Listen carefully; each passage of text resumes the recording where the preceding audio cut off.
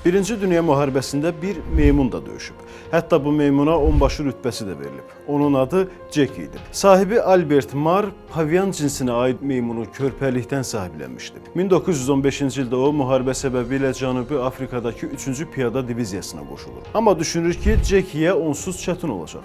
Ona görə meymunu da özü ilə hərbi aparır. Kazarmada qalması üçün komandirləri çətinliklə razı salır. Qısa müddət sonra Jackie zəkası və intizamlı davranışları ilə rəğbət qazanmağa başlayır.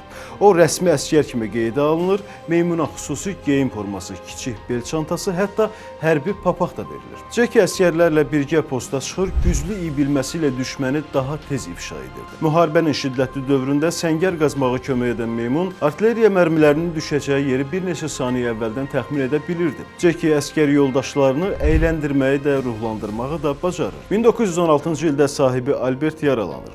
Sanitarlar gələnə kimi bir neçə saat şiddətli döyüş meydanında Jackie sahibinin başının üstündən çəkilmir.